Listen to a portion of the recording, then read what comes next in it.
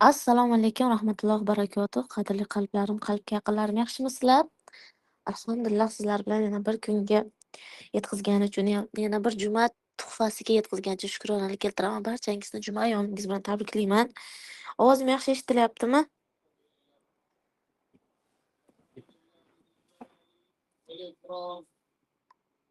Yaxshi. Alhamdulillah. Juma ayomingiz muborak bo'lsin. Bugungi kundan nimaiki yaxshi niyat qilgan bo'lsangiz, barcha niyatlaringiz amalga oshishini tilayman. Alloh taolo mana bizda hozir Makkada jumaga chiqib bo'lmadi. Sababi o'ta odam ko'p. Agar qiziqsalaringiz, Makka lift deb yozsalaringiz, odamni ko'rasizlar shu darajada ko'p. Nega unaqa desangiz, juma kuni Saudiya Arabistonida dam olish kuni hisoblanadi. Mana bizda yakshanba dam olamiz-ku, ularda juma kuni dam olish hisoblanadi. Shuning uchun bitta jumada, har jumada butun Saudiyadagi insonlar, ya'ni dam olga kelgan insonlar shu tavofga keladi juma namozini o'qishga. Shuning uchun yo'llar ham yopiladi, odam juda ham ko'p bo'ladi. Ayollarda chiqishi joiz emas deb o'ylayman. Nimaga? Birinchidan erkaklar juda ham ko'p, ularni ichiga aralashib ketish mumkin. Shuning uchun bekorga aytilmagan, ayol kishini uyda turib namoz o'qishi afzalroq, chem ko'chaga chiqib hammaga ichiga qo'shilgandan. Sababi erkaklar juda ham ko'p bo'ladi. Xo'p, barchangizga hozir endi masala qilyaptilar. Televizorda ko'rib turibmiz, masala qilyaptilar. Xo'p, juma tuhfasini boshlaymiz. Bo'lmasam anchadan beri sizlar bilan juma tuhfasini o'talmayotgandik. Bugun sizlardan kelgan savollarga javob beraman. Juma tuhfasi mana shuning uchun. Ya'ni to'lov qilolmayotgan, konsultatsiyaga savol-javobga to'lov qilolmayotgan insonlar uchun bu jumani har juma tuhfa qilib, savol-javob qilib o'tkazaman. Bu safar ham shunaqa qilaman. Balki birortalaringni audiolarini ochaman. Endi unaqa desam odam ko'p. Qaysi biridan ochishni bilmayapman. Qani savollarni yozinglar. Kimdadir ovoz yo'q deyilyapti. Ovoz yo'q bo'lsa muammo o'zingizda. Kimda qanaqa savol bor? Barcha savollarga javob beraman inshaalloh. Keyin bitta narsa qilamiz. Doim buni qilardim. Anchadan beri qilmay qo'ydim. Ovozini ochishga ikkita odamda audiosini ochaman. Ikkita odamda kim desalaringiz, Allohning ismlaridan qilamiz. Как o'yindaqa kim topsa shu sonda audiosini ochaman.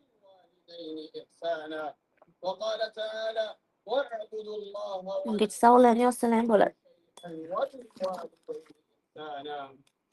وعن عبد الله بن عمرو رضي الله عنهما عن النبي صلى الله عليه وسلم قال: رضا الرب في رضا الوالدين، رضا الرب في رضا الوالدين، وسخط الرب في سخطهما. رواه الطبراني. Ketdik savolga javob beraman bo'lmasam. Iltimos faqat ovoz deb yozmanglar, sababi savol o'qishim kerak. Xo'jayinimizni ishi yurishi uchun nima qilsak bo'ladi?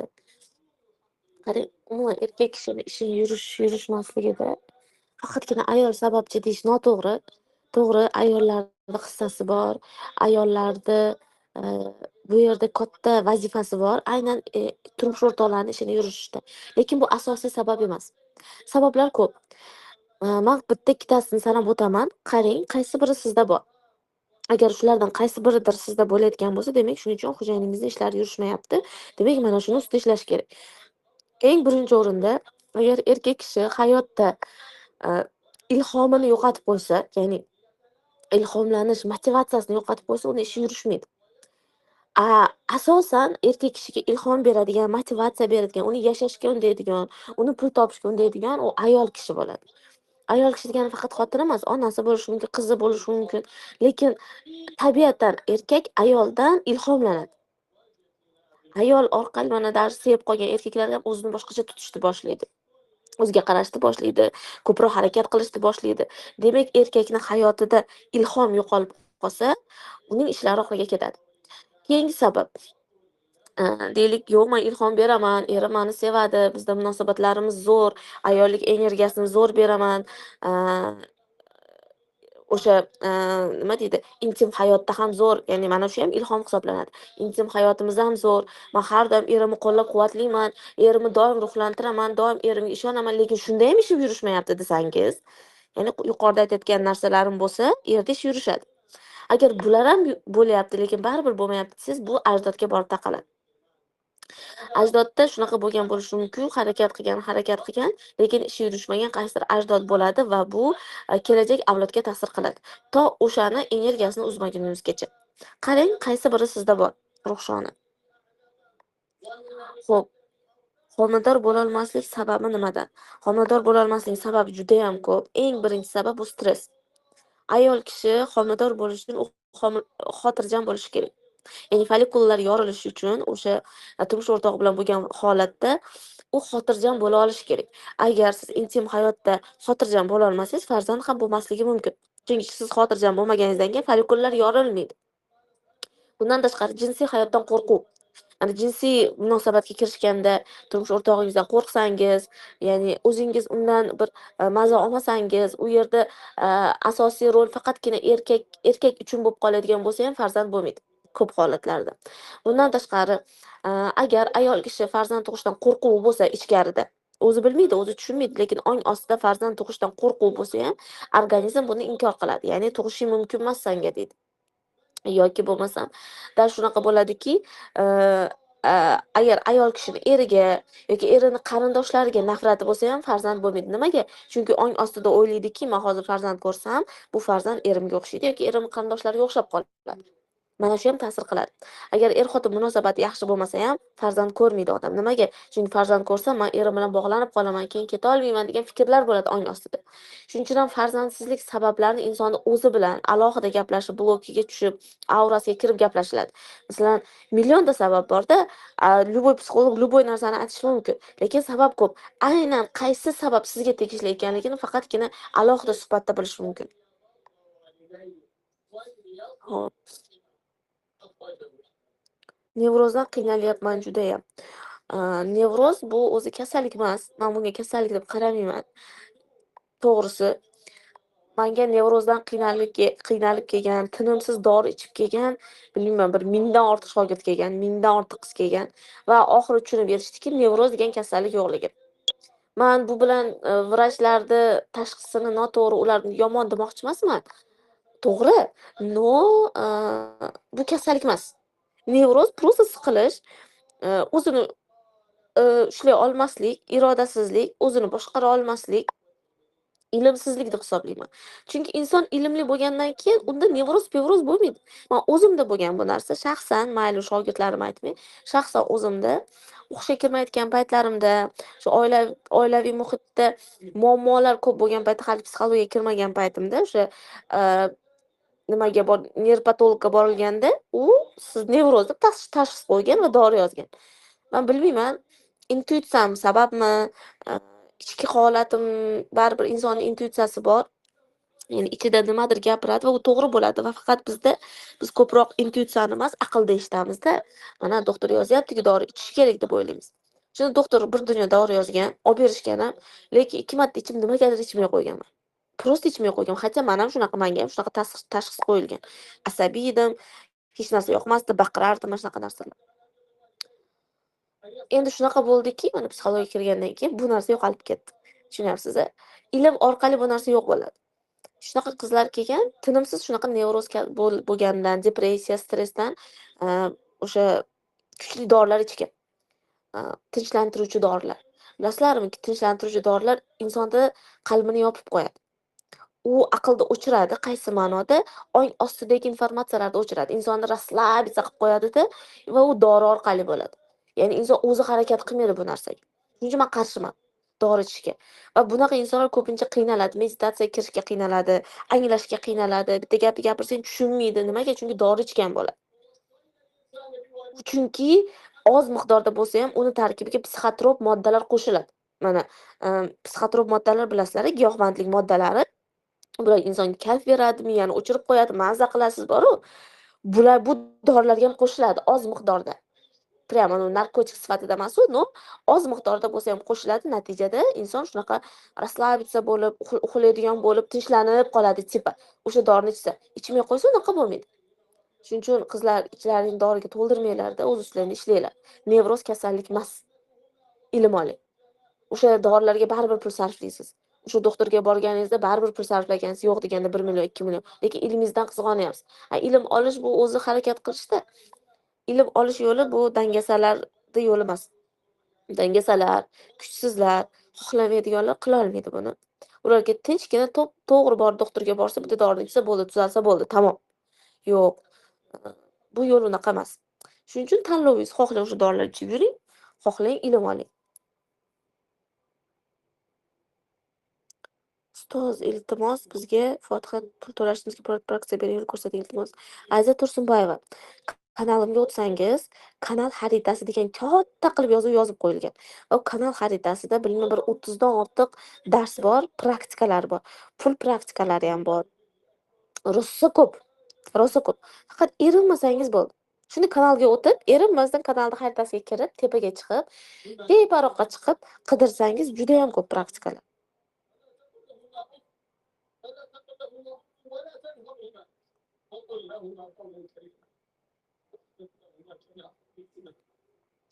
To'raylik bolamda allergiya sabab semirmayapti. Iltimos, menga qanday qilib Allohdan so'rashim kerak duolarim ijobat bo'lishi uchun? Qarang, Allohdan so'rashning qanaqadir yo'li yo'q. Nimaga bunaqa deb o'ylaysizlar bilmayman. Bizning miyamizga quyilib qolganda shu narsa. Sizlarga savolda, qarang, buyuk yaratuvchi, sizni yaratgan, meni yaratgan, ajamu arablarni yaratgan, butun dunyoni yaratgan, hayvonlarni yaratgan, qurt-qumursqalarni yaratgan va har birlarini eshituvchi, ko'ruvchi zot. Baxtiniso menga qachonki to'g'ri duo qilishni o'rganganida men uni duosini qabul qilaman dedim. Yoki Baxtiniso o'zbekcha gapirsa men tushunmayman, oddiy so'rasa men tushunmayman, u menga albatta arabchada duo qilish kerak. Yoki albatta qanaqadir chiroyli so'zlar bilan duo qilish kerak. Ana shundagina bu bandamni eshitaman dedim. Tafakkur qilinglar qizlar. Bizda muammo nima? Eng katta muammoimiz bor bizda. Bizning eng katta fojiamiz, muammo demay fojiamiz bor, falokatimiz bor. Alloh tanimasligimiz. Yaratuvchi haqida hech narsa bilmaymiz. Absolyutno hech narsa bilmaymiz. Nimaga bo'lmayapti deymiz. Nimaga unaqa bo'lyapti? Chunki bizda ilm yo'q. Men doim nimaga ilmga targ'ib qilaman? Chunki siz ilm orqali hech o'zingiz shuni tushunasiz. Allohning tili universalligini, u har qanday tilni eshitishini даже gapirish shart emas. Siz aytyapsizki, mana siz yozdingiz, bolamda allergiya, iltimos, menga qanday qilib Allohdan so'rashim, qanaqa qilib bolam tuzalsa bo'ladi deb savol beryapsiz-ku, ana shuni o'zini ham ko'rib turibgan zotda u. Siz mendan so'ramang. Buni ko'rib turibdi o'zi shunaqa. Qalbingizdan o'tayotgan har bitta holatingizni ko'rib turibdi. Endi aytishingiz mumkin. Xo'p, ko'rib turgan bo'lsa, bilib tursa, ichimni bilib tursa, tilimdagini bilib tursa, nimaga bo'lmayapti? Chunki buni sababi bor. Bu vaziyatlar dars uchun keladi. Siz nimandir anglashingiz uchun keladi. Bolada allergiyami? Demak, nafratlanadigan insoningiz bor. Siz kimdandir nafratlanasiz. Mana shuni darsini anglamaguningizgacha, tipa siz o'ylaysizki, duolarimni eshitmayapti, duolarim ijobat qilmayapti. Asallarim, u qalbingizdagi, fikringizdagi, ongingizdagi har bitta o'tayotgan har bitta fikrni ko'rib turgan zot-ku. Siz o'zingizdan bilmaysizlar. Siz o'zingiz haqingizda, yaratuvchi siz haqingizda bilganchalik bilmaysiz. Hamma yo'qni ko'rib turadi, hamma yo'qni Qur'onda kelgan. Biz haligi ko'rmayapti deyishimiz bu shirk keltirishimiz emasmi? Butlar ko'rmaydi. Yusuf kinosida ko'rganmisizlar? O'sha Amonni but haykalni aytash anaqa xudo qilishadi-da. Keyin yordam so'rab kelganda Zulayho, men gaplashmoqchiman Amon bilan, so'ramoqchiman desa, hozir bezovta qilma, uxlayapti deydi. Shunaqa gapiryapsizlar-da. Uxlayapti deydi. Yaratuvchi uxlamaydi-ku. Birinchi uni sifatlarini bilish kerak. U haqda tushunchaga ega bo'lish kerak. Hamma yo'qni biladi, hamma narsani. Rasululloh aytyaptilar, uning iznisiz daraxtdagi barg tushmas ekan yerga. Daraxtdagi bargga siz qayerdagi muammongizni gapiryapsiz, qanaqadir holatingizni gapiryapsiz. Ishoning, ishonchimiz qadar yashaymiz, ishonganimiz qadar erishamiz. hozircha o'sha bo'lmayapti, chunki darsini anglamayapsiz. Nimaga bu vaziyat kelganini anglasangiz u yechiladi. Anglamagunizgacha bo'laveradi. Endi allergiya bu nafratdan. Yo o'ziga bo'lgan nafratdan, yo atrofga bo'lgan nafratdan. Ustoz, erimni ko'p qarg'adim, nima qilsa bo'ladi? Tavba qiling. Ko'p qarg'agan bo'lsangiz endi ko'p maqtang, ko'p istig'for ayting, ko'p ularni haqlariga duo qiling. Ularga yaxshilik tiling, ey Xudo deng. So'ragandan ziyodasini bersin deng. Endi tez javob beraman, chunki savol ko'p. Qisqa javob beraman. Ayolga ko'p qo'rqinchli hodisalar keladi, nima qilsam bo'ladi? Agar siz ko'p informatsiya eshitgan bo'lsangiz, ko'p internetda o'tirsangiz, ko'p har xil kinolar ko'rgan bo'lsangiz, ong ostida bunaqa informatsiya saqlanib qoladi. Shuning uchun shunaqa. Allohga chin oshiq bo'lish uchun nima qilsa bo'ladi? Xotirjamlik yo'q. O'tgan safar darsga kirmabdi shekilli. Men bilmayman boshqa yo'lini. Qizlar mendan so'rayapsizlar, shuning uchun men gapiryapman. Boshqadan so'rasa, balki boshqa yo'lini biladi. Men bilgan yo'l ilm. Allohga boradigan yo'l o'zingizdan boshlanadi. Birinchi o'zingizni taniysiz, o'zingiz ustida ishlaysiz, keyin uni topasiz. Keyin o'sha xushuni topasiz, o'sha huzurni topasiz. Uni hamki doim topolmaysiz. Ba'zida kelib qoladi. Endi doimiy bu xushuda bo'lish uchun payg'ambar bo'lish kerak. Doimiy bu xushuda bo'lish uchun avliyo bo'lish kerak. U darajaga yeta olmaymiz, lekin hech bo'lmaganda ora-orada his qilishimiz mumkin. Ora-orada bir emotsiyaga kirishilganda, bir holatga kirishilganda shu holatni his qilib olish mumkin. Buning uchun ilm, faqat ilm. Ilm olasiz, o'zingiz ishlaysiz, bir kun shu holatga kelasiz. Osongina bo'lmaydi bu. Meni erim qarzdan chiqa olmayapti. O'sha agar emotsional qarzdorlik bo'lsa ham shunaqa. Agar erkak kishi kimnidir oldida, masalan, ota-onasini oldida, yaqinlarini oldida o'zini qarzdordek his qilsa ham, men qilishim kerak degan narsa ham uni doim qarzga botiradi.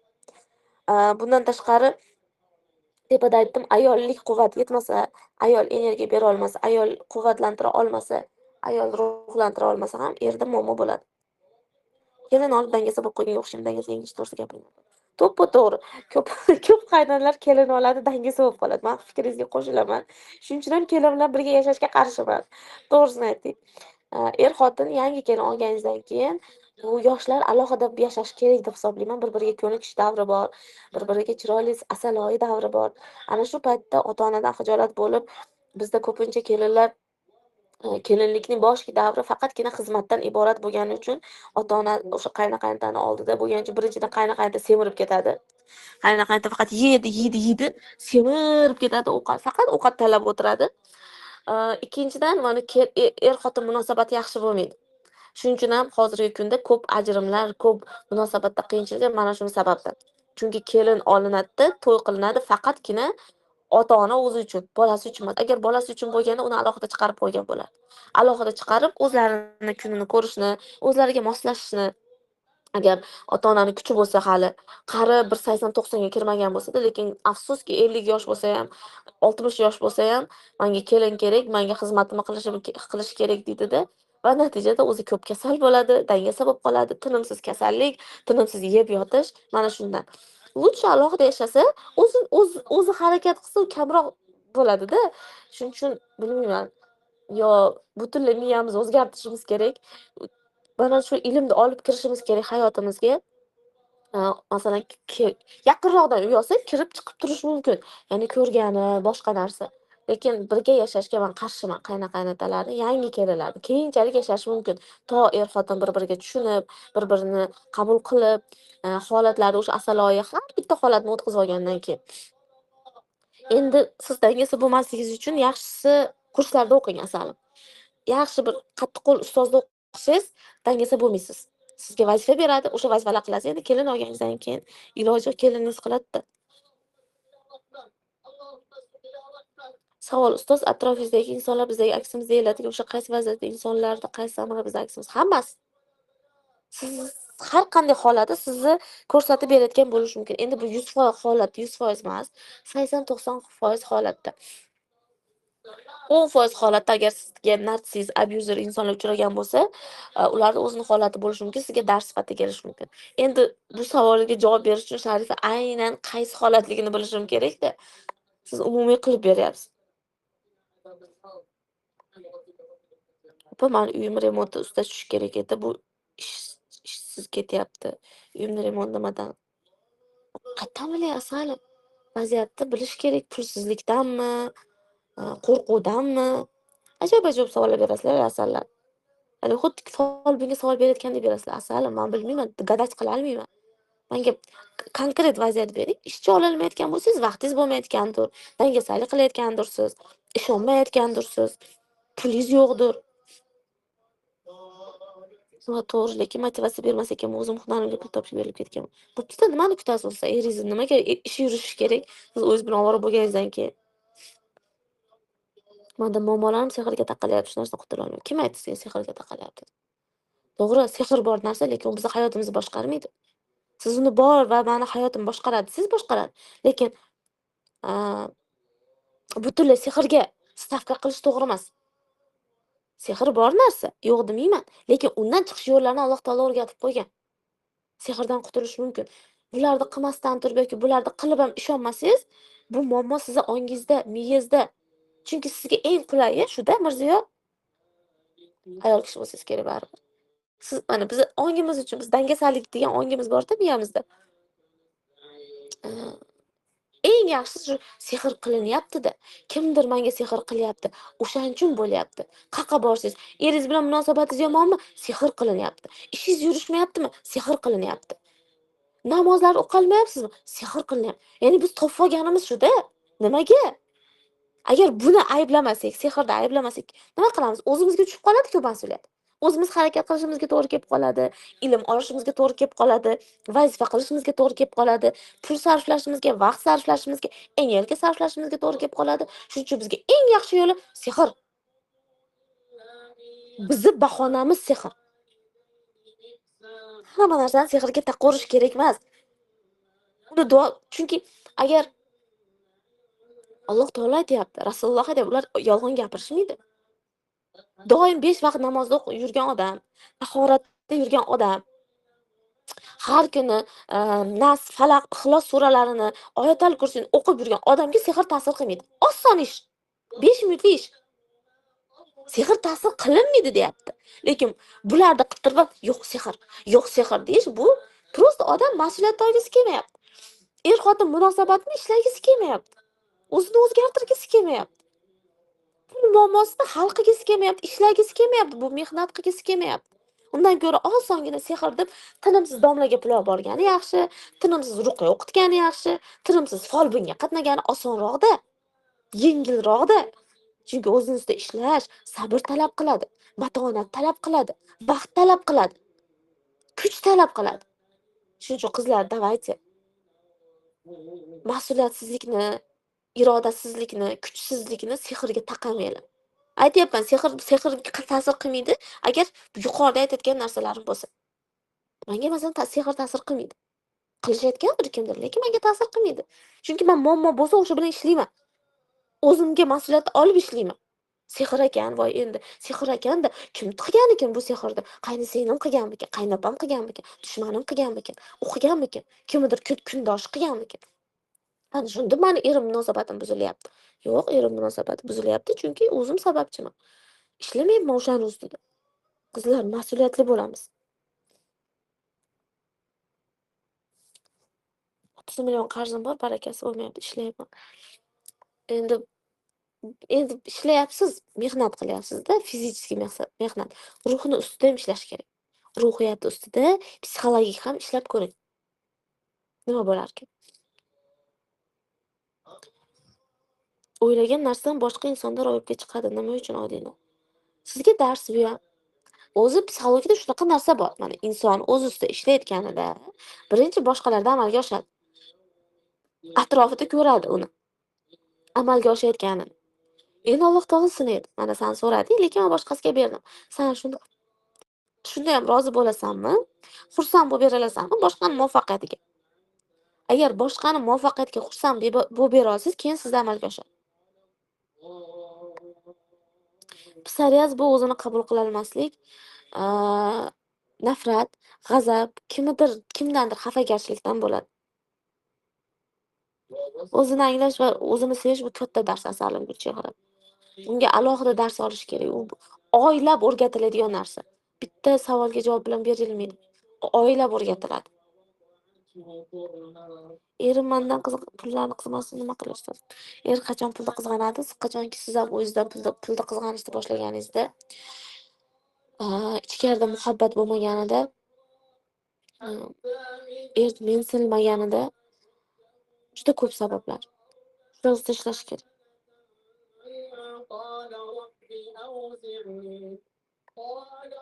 O'g'limga Robbim ilm bergan, Xudoga shukr. Lekin o'zi davlat ishiga qiziqmayapti. Nima qilsam ekan? Ingliz tilidan 6,5 ball olgan, dasturlashni o'rgangan, temir yo'llarni universitetini bitirdi, lekin nima qilasiz davlat ishiga majburlab?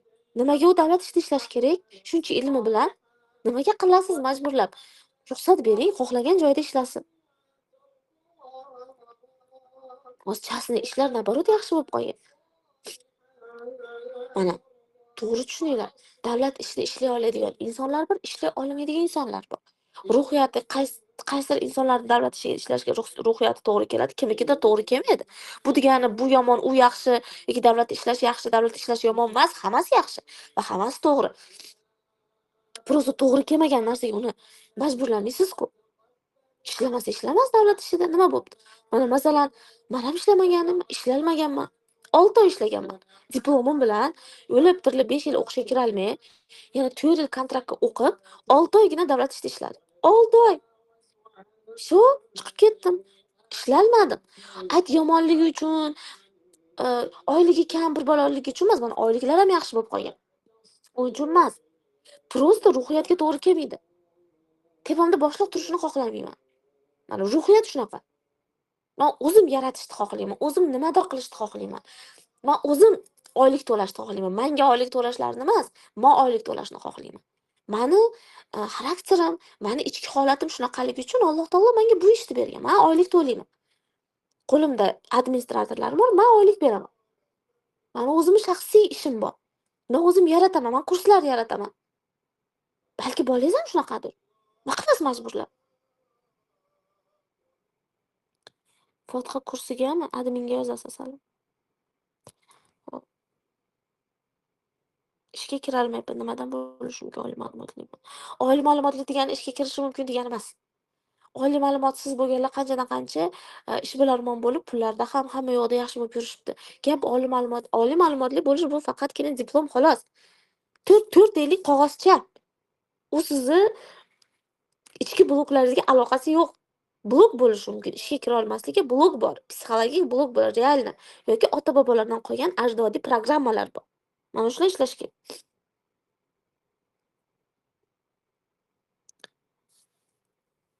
Baxt ochilmasligi sababi siz hali turmushga tayyor emasligingiz uchun. Turmushga tayyor bo'lsangiz, keladi. Ichkaridan tayyorlik bo'lsa, hammasi bo'ladi. Nimaga bo'lmasin?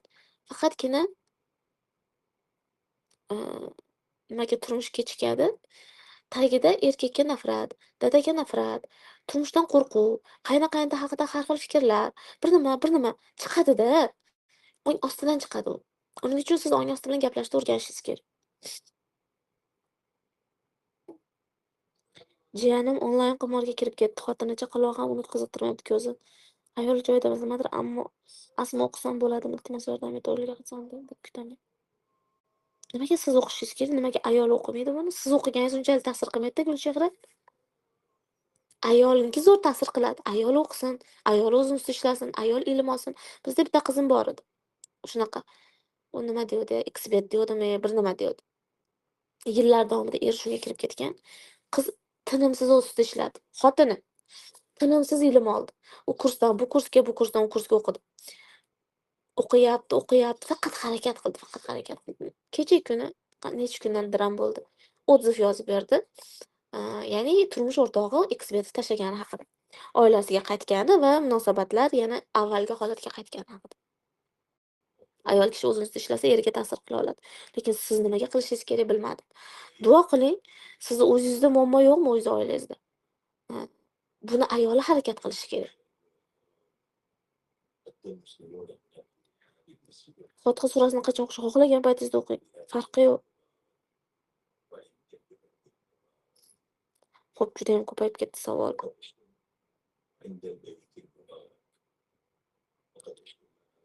Bunga javob berdim. Oxirgi savolga erni ishlari yurmasligi haqida javob berdim. Tepada ruhni qanday ochamiz? Ilm bilan. Har kuni nimadir qilasiz. Ruhingizga ozuqa bilasiz. Mana hozir men dars o'tyapman-ku, bu ham o'sha ruhingizga bitta qadam, bitta ozuqa. Har kuni dars eshitish, har kuni o'z ustida ishlash, bema'ni narsalarsiz ongingizga boshqa informatsiyalarni olib kirmasdan doimiy ilm bilan bo'lish ruhni ochadi. Ana sizga maslahat berish nima qilasiz mani maslahatim? Lola Jo'rabekova mana qiz maslahat beribdi-ku. Siz bu qizga berdingiz shekilli-da savolni menga emas. Shuning uchun ana maslahat beribdilar. Bo'ladi albatta. Ona любой paytda duo qilsa bo'ladi. Любой. Onani bolaga qilgan duosi o'q hisoblanadi. O'q hisoblanadi.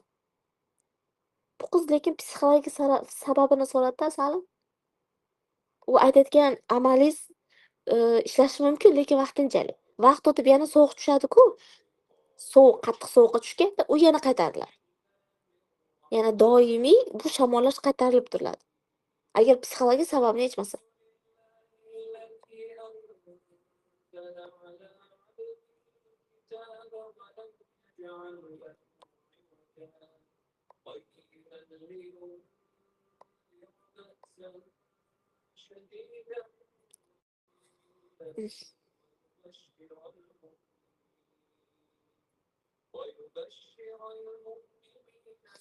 Siz dadam ichkilikdan chiqib keta olmaydi, qancha marta harakat qilsa ham. Qasam ichdi onam 5 farzandni 3 ta qizni turmushga bergan bo'lsa ham dadamni urishib onasiniga ketib qolaveradi. Dadam ichmaydi, yanim ko'tarib kelaveradi. Endi bu masala onangiz masalasi. Ichkilikdan qaytaradigan odam ayol kishi bo'ladi. Va ko'proq bu ayol xotini bo'ladi. Chunki erkak nimaga ichadi?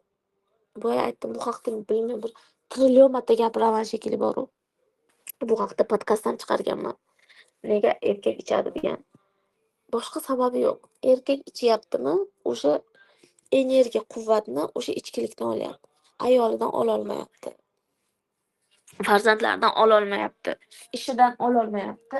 Bor quvvatni ichkilikdan olyapti. Ana shuning uchun ichadi. Buni o'zgartirish uchun faqatgina uning ayoli harakat qila oladi xolos. Chunki ayoli pastelda harakat qiladi, tushunyapsizmi? Ana shu narsa ham ta'sir qiladi erkakka, juda ham ko'p ta'sir qiladi. Endi onangiz ko'proq murojaat qilgani yaxshiroq desam, tushunaman dadingizlar, lekin sizni qo'lingizdan keladigan narsa duo. Siz harakat qilsangiz, lekin bu o'zgaradi. Bitta qizimda shunaqa bo'ldi. O'zini egizagi ichardi. Yillar davomida ichgan, doim janjal qilgan, urushgan. Bu qiz молодец, borman, faxrlanaman bu qizimdan. Nima bo'lsa ham boshida natija bo'lmadi. Umuman vasha qimirlamadi, hech qaytga qimirlamadi. Lekin nima bo'lsa ham o'qirdi. Bor pulini tikib bo'lsa ham o'qidi. Faqat o'qidi. Tushunmasa ham, anglamasa ham, yaxshi haligi qabul qilmasa ham, natijasi zo'r bo'lib ketmasa ham katta summalar berib o'qirdi. Hozir alhamdulillah ancha zo'r. Ana shu akami bilmayman, akasi bo'lsa kerak, egizak edi. Akasi ichkilik tashladi. Oilaparvar bo'lib qoldi. Oilada kimdir ishlasa, kimgadir ta'sir qiladi, baribir. Endi buning uchun kimdir ishlab berish kerak-da, kimdir mas'uliyatni olib ishlab berish kerak.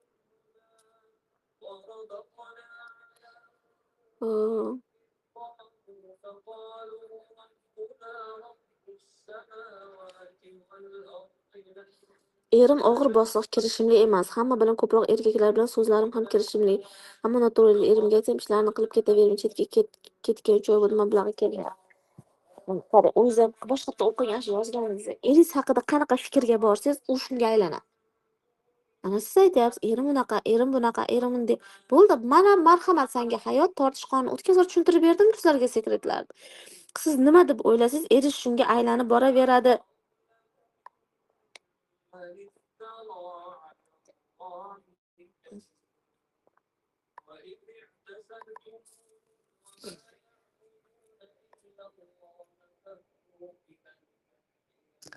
Pulga ochilish siri yo'q asalim. Pulga ochilish degan narsani o'zi yo'q. Avvalomborda prosta xohlash kerak. Mana sekretni o'rgatdim-ku kecha kuni. Undan oldingi birinchi dars bilan ikkinchi darsga kirgan bo'lganingizda allaqachon anglagan bo'lardingiz. Odam xohlaydi. Eng qizig'i pul kelmaydi emas mana. Men o'qishni xohlayman desangiz pul keladi. Faqat siz uni pulga to'lamaysiz-da, tushunyapsizmi? Ilm uchun so'ralgan har qanday pul keladi. Men buni bilmayman bir million martamikin sinab ham ko'rdim. Nafaqat o'zimda, shogirdlarimda, ustozlarimda, ustozlarimning shogirdlarida. Chin dilda men o'zgarmoqchiman, Robbim. Shunaqa deb niyat qilsangiz. Agar men shu kursda o'qimoqchiman, pullarim ko'p bo'lib ketsin. Kursda o'qimoqchiman, erim yaxshi bo'lib ketsin, bu shart. Kursda o'qishdan oldin ham niyat bo'ladi. Niyat to'g'ri bo'lsa, o'shanga yarasha keladi. Agar niyatingiz, yo Robbiy, men seni anglamoqchiman. Seni topmoqchiman, o'zimni topmoqchiman, seni his qilmoqchiman, o'zimni o'zgartirmoqchiman. Va tushunyapman, anglayapmanki, atrofim, dunyoyim faqat o'zimni o'zgartirish orqali bo'lar ekan. Seni va'ding bor ekan. Sen o'zingni o'zgartirmaguninggacha atrofingni o'zgartirib bermayman degan va'dang bor ekan. Shunga muvofiq o'zimni o'zgartirmoqchiman deng-da. Prost 2 rakat namoz o'qib, Xudodan so'rang-da. U обязательно pul beradi. Qancha bo'lsa ham. Faqat muammo shundaki, muammo o'sha pul kelganda siz nafsingizga, "Yo, men unga ishlatib yuboray, o'qishga boshqa paytda kelganda ishlataman" deysiz-ku, bo'ldi, keyin ilmga kelmaydi. Ilmga so'raganingizda sirazi keladi va sirazi to'lov qilish kerak. Sirazi o'ylab ham o'tirmasdan. Millionta muammoyingiz turgan bo'lsa ham, siz o'sha paytda ilmni borsiz, ana shu joyda rivojlanish bor. Ana shu joyda baxt bor. Ana shu joyda ochilish bor. Prosta buni hamma qilmaydi. O'tkazib yubordimda ko'p bo'lib ketgandan keyin. Muammo shu yerda. Ko'pchilik ana shu joyini e'tiborga olmaydi. Har doim ilmga pul kelgan, har doim. Mana oddiygina mana kursimda o'qiyotgan qizlar ham aytadi-da. Men aytaman ularga, ogohlantiraman. Pul keladi обязательно, faqat uni o'qishga to'la, nafsingga to'lab yuborma, keyin qiynalasan, aytganimdek bo'ladi-da. Ular kelganda u ilmga deb o'ylamaydi-da. Boshqa narsaga sarflab yuboradi-yu. Keyin vaqt o'tib ham ilmga ham kelmaydi, unga ham kelmaydi. Lekin ilmga sarflasangiz, sizga u yog'iga ham keladi. Ana shuni tushunib olish uchun nafsni jilovlashni o'rganish kerak.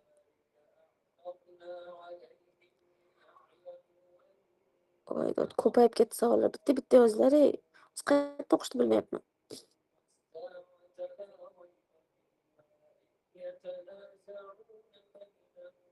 Dilrabor Ajabayevna.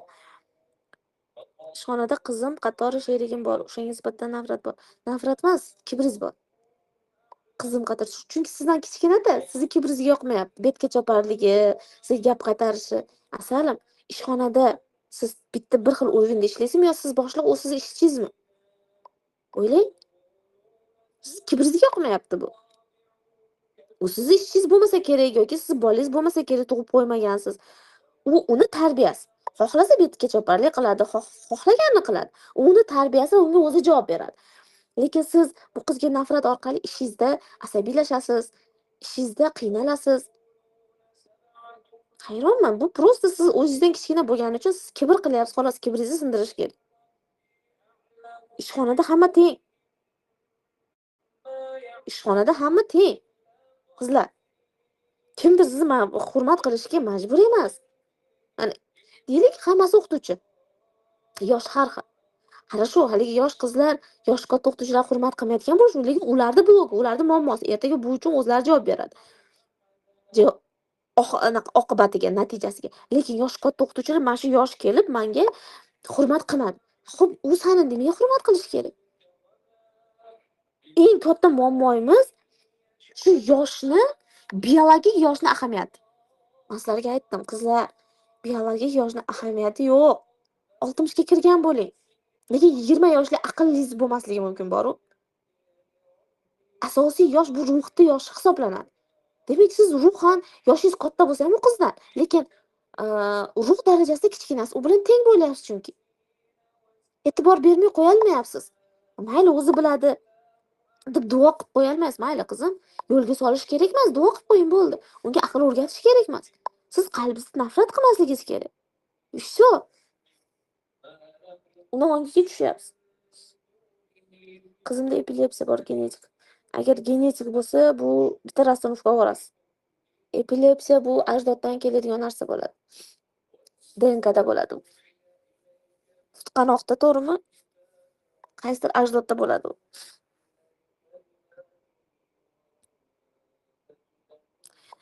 O'g'lingizni dangasalikdan chiqarish uchun o'zingiz o'sha nimani bo'lsa haydab yuboring. Yoqmayotgan bo'lsa haydab yuboring, lekin bu emotsiyaga berilmang.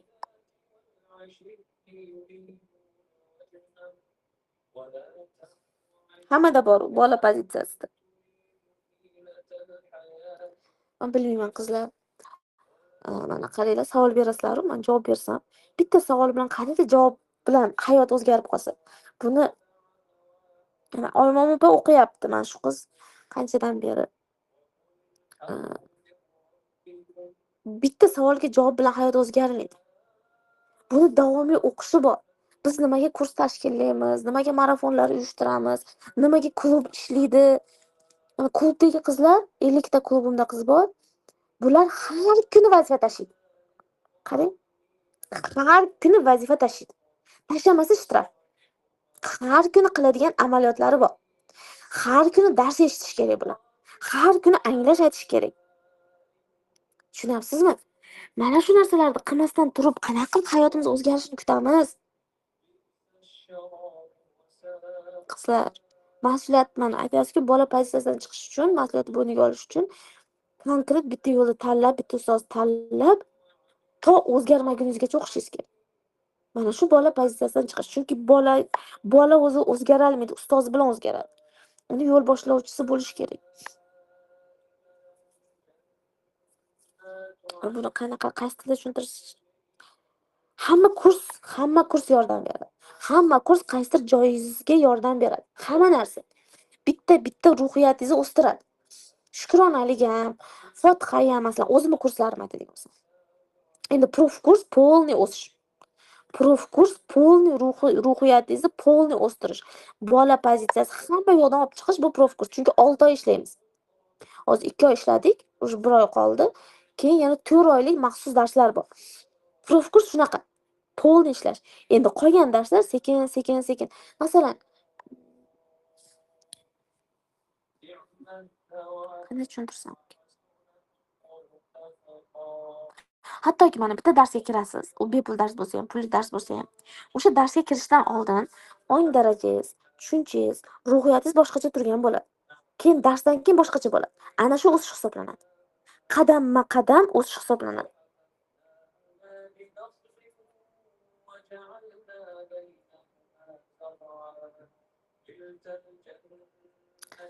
Otam qaytib kelgan qaynopamning gapiga kirib mendan voz kechdi.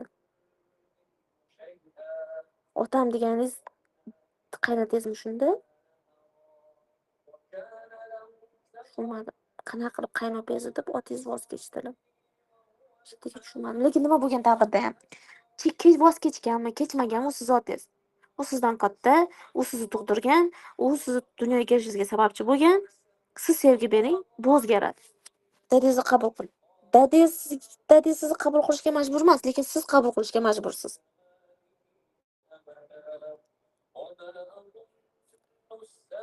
Hop.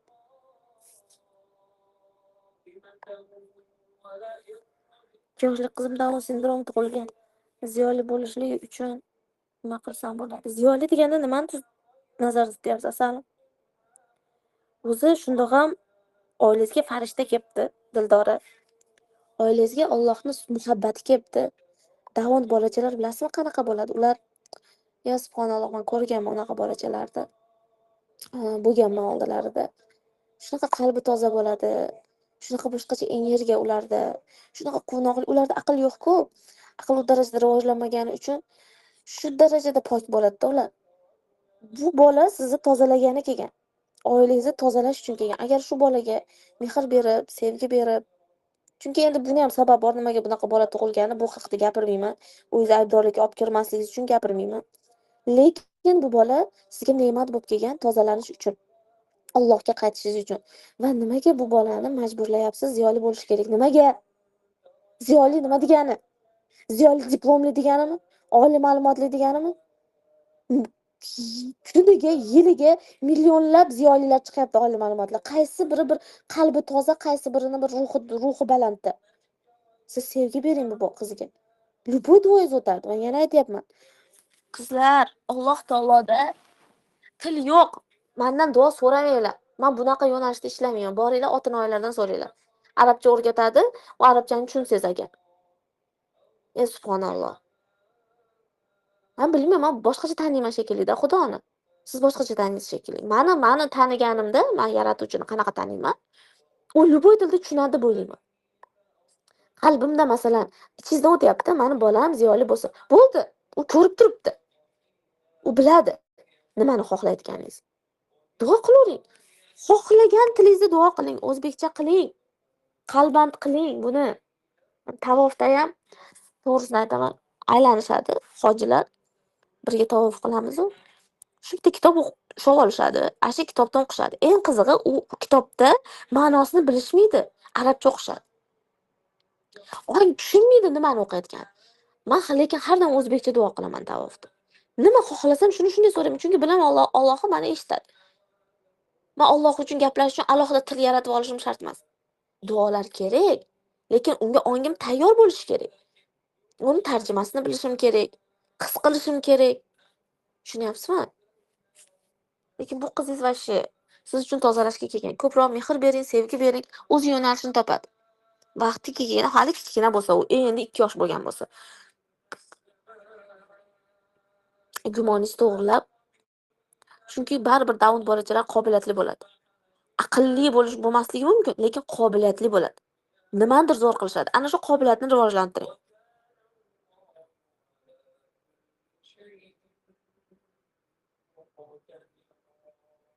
Asma. Nafas qisishi bu nafratdan. Kimnidir ko'rgisi kelmayotganida. Rivoj klubini aktivlashtiraylik ustoz. Yo'q, hozir unga vaqtim yo'q Sevinch. Chunki akka sarflanayotgan energiya bilan to'lovni farqi bor. To'lovi oz bilasizlar. Energiyani farqi bor. Shuning uchun hozircha rivojni bilmayman. Agar birorta shogirdim men boshqaraman desa qilish mumkin, lekin meni hozir vaqtim ham yo'q. Ilojim ham yo'q. Men unga vaqt ajratishim kerak-da uning uchun. Uni rivojlantirish uchun. O'shaning uchun agar qaysidir shogirdim men mas'uliyatni olaman ustoz, men nazorat qilib turaman desa ishlatishimiz mumkin. So'ranglar birorta shogirdimdan ishlatib bersa, rivojlantirib bersa. Lekin men shaxsan hozir chunki prof kurslarim bor. 8-potokni tugatishim kerak, 9-potokda boshlashim kerak, klubim bor, qolaversa o'zim darslarim bor, yangi kurslarga yozilib olganman. Fotihani boshlayapmiz. Bo'linib keta olmayman. O'shaning uchun.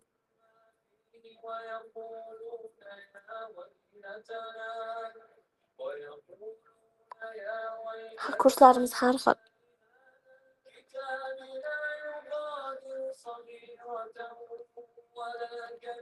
Sangi ustoz yaxshimiz ketma-ket qarzdorlik qutulamiz, yana qarz-ketdan qarz. Turmush o'rtog'imda, lekin turmush o'rtog'im halol 5 mahal namozni o'qiydilar. Oilasi farzand uchun hammani lekin 5-6 yildan beri bermayotgan qarzlarimiz ham bor. Qilib o'xshamayapti. Demak, turmush o'rtog'ingizda emasda gap, demak sizda. Bu dars. Asalim. Qarang, bizda shunaqa tushuncha bo'lib qolganda, qarzga kirsa, kasal bo'lsa, mana yoki nimadir vaziyat bo'lsa, bu yomon deb o'ylaymiz. Men yomonligim uchun, qaysidir qilgan gunohim uchun yo'q. Gunoh uchun qilinmaydi, berilmaydi bunaqa vaziyat. Bu dars uchun beriladi. Anglash uchun beriladi. Qayta qarzdorlik, men boya aytdimki, agar erkak kishi ichkarida o'zini qarzdordek his qilsa, mana men ota-onalarimga qilishim kerak, farzandlarimga qilishim kerak, oilamga qilishim kerakni men qila olaman. Men buni eplay olaman. Bu meni vazifam yoki bo'lmasam bu meni majburiyatdan emas, men xohlaganim uchun, men sevganim uchun, bu meni oilam bo'lgani uchun qilaman deb emas, balki men qarzdorman, men aybdorman deb qilsa, u qarzga kiradi. Tushunyapsizmi? His muhim.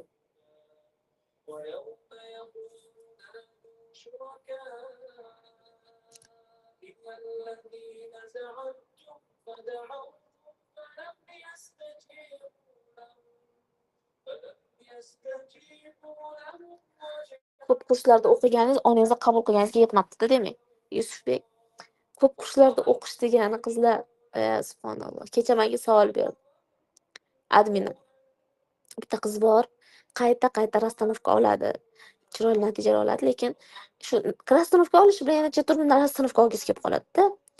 Endi aytyapti, ustoz nimaga bu qiz hadeb rastanovka olaman deyaveradi deydi. Men aytdimki, endi rastanovka qayta olaman degani bu men o'z ustimda ishlayman. Men mana muammoni yechdim, endi bunisini yechaman deb harakati. Demak, молодец dedim. Молодец dedim. Nimaga bunaqa insonlar uzoqqa boradi-da? Nimaga desangiz, men o'zim 10 martadan ortiq rastanovka olganman. O'zim shaxsan. Qarang, men hayotim o'zgarishini xohlayapman. Hayotim yaxshi bo'lishini xohlayapman. A, erkin yashashni, komfortda yashashni, munosabatlarda garmoniyada yashashni xohlayapman. Buni o'zim qila olmayapman. Ya'ni o'zimni o'zim unaqa tug'ilmaganman-da. Men bu haqda ko'p aytganman. 100% inson bo'lsa, undan 10% shahzoda malikalar. Ularga psixolog kerak emas. Вот реально ularga psixolog kerak emas. Ular o'zi shunday naturasi shunaqa, tabiatan shunaqa. Ular ilmni ichida, ilm bilan birga tug'ilgan. Ular bemalol rivojlanib ketadi. Yana 10% bor, ularga umuman ham ularga ham psixolog kerak emas. Bular o'ta retsidivist, umuman hech narsani tushunmaydigan o'ta bir jinoyatchi insonlar. Lekin o'rtadagi mana bu 80% odam bor-ku, bularga psixolog kerak. Bularga ustoz kerak, chunki bular hayotini o'zgartirishni xohlaydi, lekin qanaqa qilishni bilmaydi. Harakat qilgisi keladi, lekin qaysi yo'lda yurishni bilmaydi. Shuning uchun bunga ustoz kerak. Men o'sha 80% ichiga kiraman. Chunki men malika, qirolicha bo'lib tug'ilmaganman. Bolaligim bunaqa o'tmagan. Malika va shahzoda bo'lish uchun bolalik vashsha shkarni o'tish kerak. Endi men nimaga harakat qilyapman? Bolalarimni, farzandlarim shu ilm orqali shahzoda, malika bo'lishlariga ertadan keyin. Menga o'xshab yillar davomida kursda o'qib, bloglarni ishlamasliklari uchun men ishlayapman. Haqiqatan natijasini ko'ryapman hozir. Chunki meni 6 yoshli qizalog'im nimadir bo'lsa mana kasal kechagina, hozirgina, yo'q hozir emas, ertalab gaplashdim, istimalab qolgan. Istimalayapti. O'zi ancha-muncha kasal emas, lekin istimalab qolibdi, shamollab qolgan. Menga nima qilyapti? Yig'layapti o'zi eng qiziq. Ukol qilib ketishibdi-da. Endi onam xavotir olganlar isitmasi tushmagani uchun skor chaqirgan. Ukol qilib ketgan qizimga.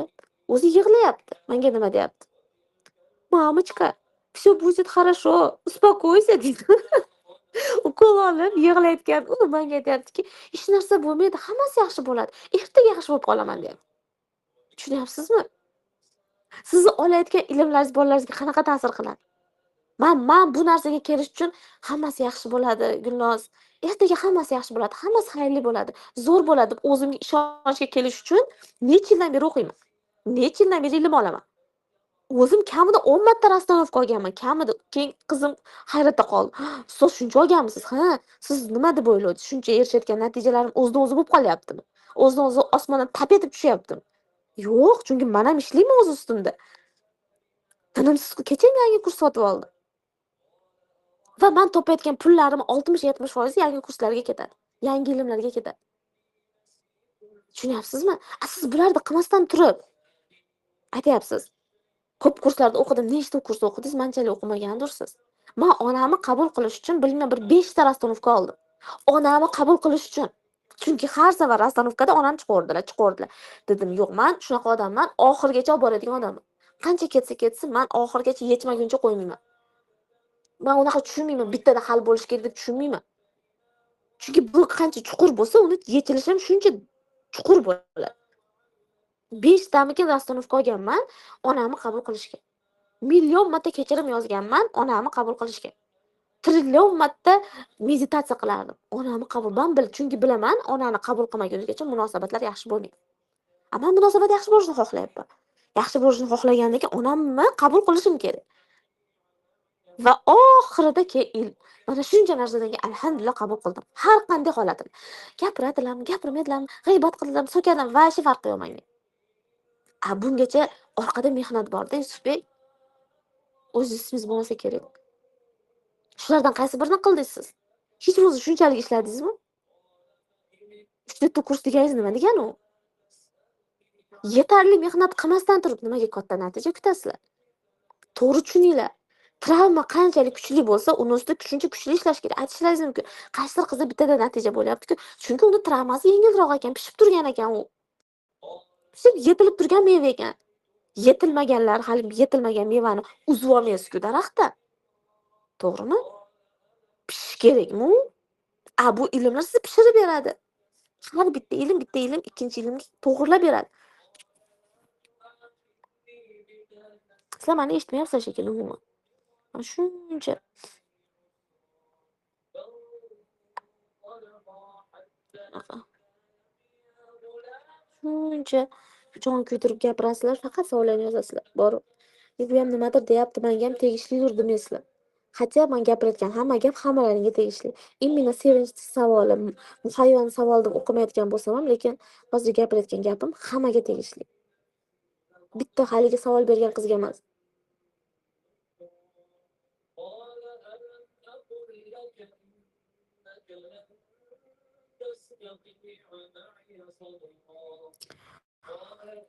Oy. Qani siz Komila. Вот реально siz. O'zimga o'xsharkan dedim. To'g'risini aytib, mana so'rayda Shohistadan. O'zimga o'xsharkan bu qiz dedim.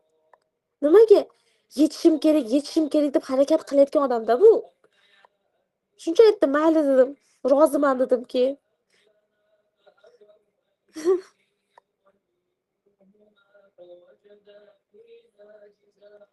Mana biz natijalarni ko'ramiz. Mana havas qilyapsizlar.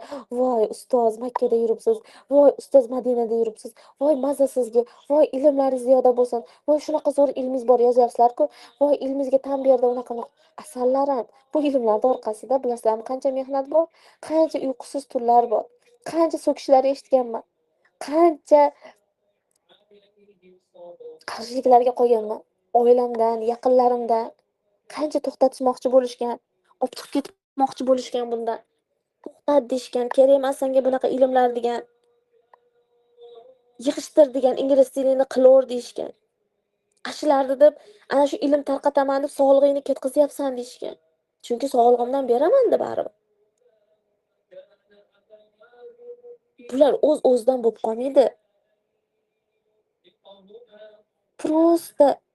Prosta tak o'tirib bo'lsin deb qolgan bilan bo'lmaydi. Kimdadir bo'ladi. Kelinglar unaqa demay, kimdadir bo'ladi. U o'sha tayyor. Endi nima qilaylik biz ularga o'xshamasak? Men buni tushunib yetganimcha o'zim hech kim bilan solishtirmayman. Kimdadir o'xshayapti, молодец, omading bersin. Menga hech bor deyman. Menga hech bor, hech mehnat qilishim kerak. U erishayotgan bizda o'sha hasadchilik bor-da, qizg'anchiqlik bor. Nimaga unda bo'lyapti, menda bo'lmayapti. Ana unda bunaqa bo'ldi, mana ana shu narsa to'xtamas ekan. Bizga u ota-bobolarimizdan kelgan. Ajdodiy programma. Qobil va Qobil. O'ldirib qo'ydi-ku hasadidan, qizg'anchiqligidan. Tushunyapsizmi? Nimaga ichimizda shunaqa narsa bor? Kimdir erishsa, xursand bo'lib bera olmaymiz. Kimdir erishsa, nimaga unda bo'lyapti? Menda bo'lmayapti deyoramizda shu. Bo'lmayaptimi? Demak, men ko'proq harakat qilishim kerak. Siz kimni ko'rishingizdan qat'iy nazar, kimdan natija ko'ryapsiz hozir? Prosta tak qarang. Kim bo'lishidan qarang, u blogermi? Mayli. O'sha yarim yalang'och chiqayotgan blogerlar nimalargadir erishdi ular ham, молодец.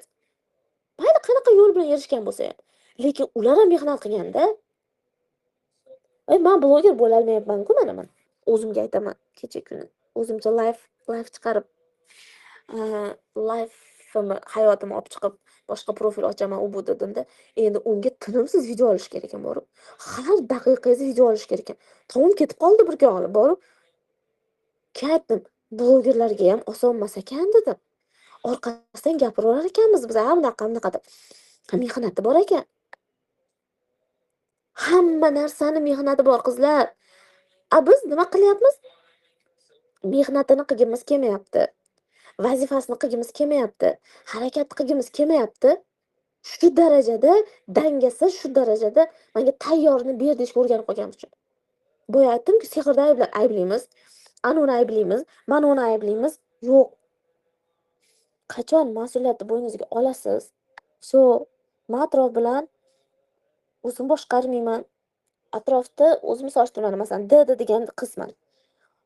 Ko'rmayapti deb o'ylayapti. 150 marta tashadingiz bor shu SMS-ga. Hatto SMS-ga javob berdim. Ko'ryapsizmi? Siz meni eshitmayapsiz. Siz meni eshitmayapsiz. Eshitish dunyodagi eng yuksak madaniyat hisoblanadi. Sizlar biror marta bunda eshitdinglar-chi, nima deyapti bu deb? Faqat savol yozasizlar, shu savolimga javob olsam bo'ldi. Savolimga javob olsam bo'ldi. Boshqa narsa kerak emas. Hatto undan hayot o'zgarmaydi. Shu qiz savoliga men javob berdim, yana yangi boshqadan tashlayapti-da. Xuddiki 30 marta tashlasa, eri qarzdan chiqib ketadi. Asalim, eshitish kerak. Hatto men gapirib bo'ldim bu haqida. Yaxshilab eshitingiz, qarzdorlik haqida boyadan beri 1 soatdan beri gapiraman. Lekin inson eshitmayotgani uchun, quloqi kar bo'lgani uchun imini aytishim kerak-da. Voy Dildora, senga gapiryapman, eshityapsanmi meni? Alo. Unga gapirsam, to'g'ridan-to'g'ri primoy gapirsam, "Ha, menga gapirdi" deydi. O'shanda ham, "To'xtang, men mana shuni tushunmadim-da" deydi. Mana shuni. Chunki insonning kibri, insonning aqli ko'zini ko'r qilib qo'yadi. O'zidan boshqani ko'rmaydi, o'zini haqiqatdan boshqa haqiqatni eshitmaydi. Chunki u uchun o'zini haqiqati bor, o'sha to'g'ri. Unga boshqa haqiqatlar kerak emas. Dars kutishadi, Jumatxonni kutyapmiz, o'qilyapmiz, bu qilyapmiz deymiz. Lekin Jumatxonni nima kutasiz? Faqat savollarni yozib berish uchunmi? Yo ilm olish uchunmi? Mana 1 soatdan beri mana aytasizlar-ku, ilmingizni bepulga soting, ilmingizni bepul. Hatto hamma darsim ilm. Nimadir tushuntiryapman. Nimadir anglash beryapman ruhingizga. Ozuqa berilyapti. Bepul. Lekin shunda ham siz meni eshitmayapsiz. Hatto kimnidir savoliga javob berayotgan bo'lsam, biling u sizga ham tegishli. Men o'zim haqimda gapirayotgan bo'lsam ham sizga tegishli bo'ladi o'sha joyda. Tafakkurli inson, haqiqatdan o'zgarmoqchi bo'lgan inson hamma joydan o'zi uchun plyusni chiqib ketadi. O'zi uchun oladi. Rivojlanuvchilar deyish, ilmli insonlar deyish shunaqa. U eshitadi, u menga gapiryapti deydi. O'ziga xulosa oladi. Eshitib turib, menga tegishli emas ekan, erimga tegishli. Erim shunaqada, qaynam shunaqada deyish bu ilmsizlik. Siz eshitayotgan har bitta informatsiya sizga tegishli. Tagida siz og'rig'ingiz bor. Prosta kibr, insonning kibri, insonning aqli, insonning meni buni to'sib qo'yadi. Yo'q dedim. Men unaqa basman-ku dedi. Хорошо, unaqa bo'lmasang nima hayoting yaxshi bo'lmayapti?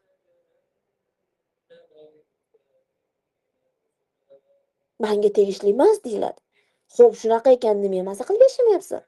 Nima xotirjammassan? Nima rozi emassan taqdiringdan? Senda hammasi zo'r ekan, sen ideal yaratilgan ekansan. Sen ishlashing shart emas ekan. Sen o'z ustingda rivojlanishing shart emas ekan. Ering ishlashi kerak ekan, qaynang ishlashi kerak, atrof sehr qilgan bo'lsa, bor domlaga o'qi. Хорошо, senda emas ekan gap. Nima sen xotirjammassan? Shunaqa deb bo'ldi, menga tegishli emas ekan deb maza qilib yashamayapsan. Hech bo'lmasa xotirjam bo'l, mayli deb yashamayapsan. Og'riyaptimi? Qalb og'riyaptimi? Ichkarida og'riq bormi? Panika bormi? Bezovtalik bormi? Xotirjamsizlik bormi? Uxlashga qiynalyapsan, ertalab turishga qiynalyapsanmi? Fikr yoding, miyingda vechna o'y xayolmi? Namozda maza qilolmayapsanmi? Alloh deganda qalbing titramayaptimi? Demak, muammo senda. O'sha vaziyat senga og'riq beryaptimi? Eringni ichishimi, pulsizlikmi? Nima muammo bo'lishidan qat'iy senga tegyaptimi o'sha narsa? Teshib o'tyaptimi og'riq berib? Demak, senda bor narsa u. Senga tegishli bo'lmaganda sen e'tibor bermasding. Birovning dardiga siz tegishli bo'lmaysiz-ku, to'g'ri? Masalan, hozir ana Down bola haqida gapirildi. Down bolasi yo'q bolalar ota-onalarga tegishli emas-ku, bu to'g'ri? Ha, deydi, sog' bo'lsin deydi, o'tib ketadi. Xotirjam qabul qiladi. Lekin o'sha Down bolani katta qilayotgan, yana gamiga eri ham voz kechgan onani holati qanaqa bo'ladi? Og'riq bormi o'sha yerda? Qanaqa u bilan yashayapti u? Tushunyapsizmi? Shuning uchun muammo bormi? Demak, muammo o'zingizda. Boshqa variant yo'q.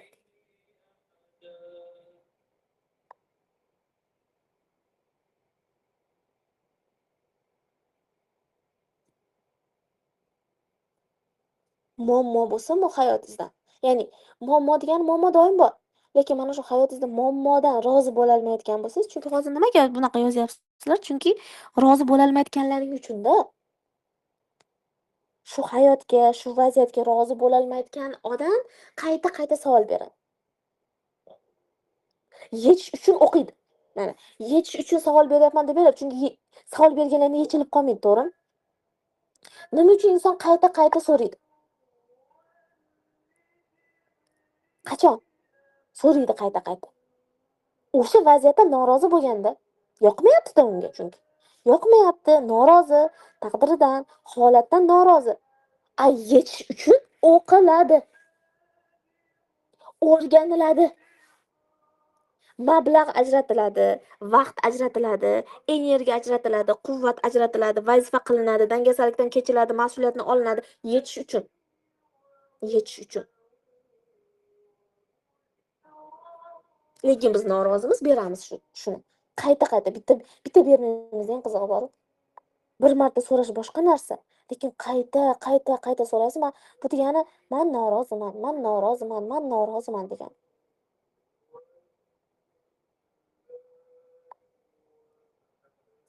Deyapman, sen nima deyapsan deyapsizlar-ki bor. Sen nima deyapsan? Ya subhanalloh, ya Robbi, o'zingga shukr. Alhamdulillah. Mana hozir shuncha gapni gapiryapman. Mana sen nima deyapsan deyapsizlar-da bor. Bizga tegishli emas. Men savolimga javob bering bo'ldi. Boring, bizga aqllichilik qilmang, boring. Faqat savolimga javob bering bo'ldi. Menga bitta dori bering deyapsizlar. Iltimos boshqa joyga murojaat qilinglar. Unaqa dori yo'q menda. Bitta savolingizga berib hayot o'zgartirib yuboradigan. Savolingizni o'qiganim bilan baribir shu javobni aytaman. Yo'nalish beryapman savollaringizga. Lekin hammasini o'qiy olmayapman. Ko'p chunki.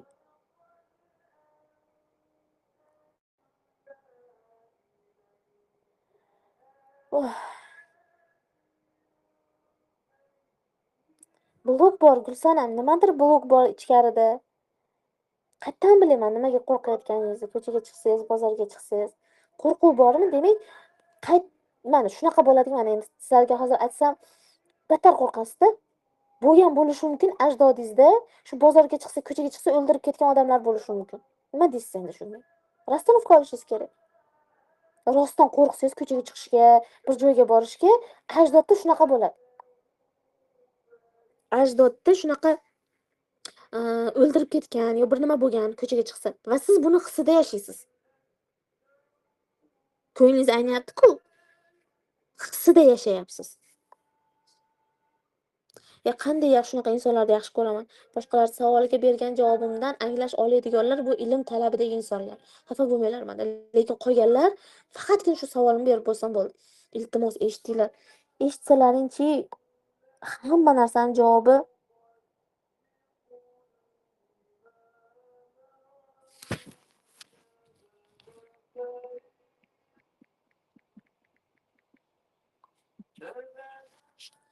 narsaning javobi bu faqat o'zingizda ishlashingizda.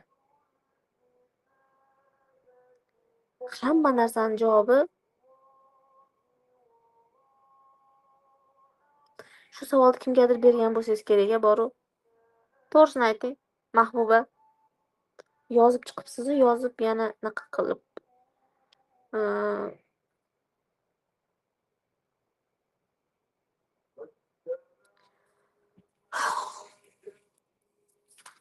Sizlar, men praktika psixolog emasman. Xohlang boshqa psixologga murojaat qiling. Men praktika orqali inson hayotiga ta'sir qilish ustida ishlamayman.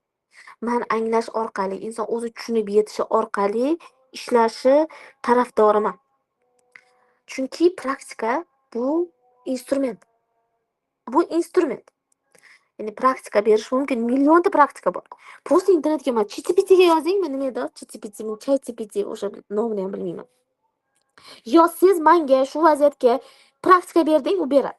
Lekin bu hissiz bo'ladi. Siz anglamagan holda qilasiz. Siz mendan praktika so'rayapsiz-ku. Praktika bilan hayot o'zgarmaydi. To inson o'zi anglamagungacha. U vaqtinchalik ta'sir qiladi. U doriga o'xshaydi. Mana bosh og'riq dorini ichganingizdan keyin boshingiz og'rib qoladi. 3 kundan keyin yana boshingiz og'riydimi? Xuddi shunaqa u praktikada. Qilmay qo'ysangiz, bajarmay qo'ysangiz ishlamaydi. Lekin anglash, tushunish u o'zingizda qoladigan narsa. Uni hech kim olib qo'ya olmaydi. U miyangizda qolib ketadigan narsa bor. Miyangizda qolib ketadi u. Ongingizda, hislaringizda qolib ketadi. Shuning uchun men praktik psixolog emasman. Chunki juda ham ko'p kelgan menga bunaqa qizlar. Faqat praktika qilgan, tushunmagan nima qilayotganini. Natijaga qanaqa chiqqanini ham bilmayman. Mana bitta qiz keldi. Shu necha yil oldin ham zo'r natijaga chiqqan, вообще dahshat natijaga chiqqan. Xo'p, qanaqa chiqqansiz o'sha natijaga? Praktikalar bajarganman, zo'r bo'lib ketganman. Xo'p, hozir qanaqa? Endi xuddi qanaqa chiqqan bo'lsa dahshat, xuddi shuni yumalab ketgan. Xuddi shunaqa yumalagan. Endi o'ylang. Qanaqa chiqishni yo'lini bilmagan odam, anglab chiqmaganda, tushunib, mana o'nida manaqa bo'pman, masalan. Pul yo'llarim nimaga ochildi? Misol uchun. Ha, demak, men nafratim bilan ishlayapman. Dadamni qabul qilibman. Men erimni qabul qilibman. Erkaklarga hurmatim oshibdi degan anglash bilan chiqmagan bo'lsa, hali qanaqa chiqqanini bilmaydi, praktika orqali.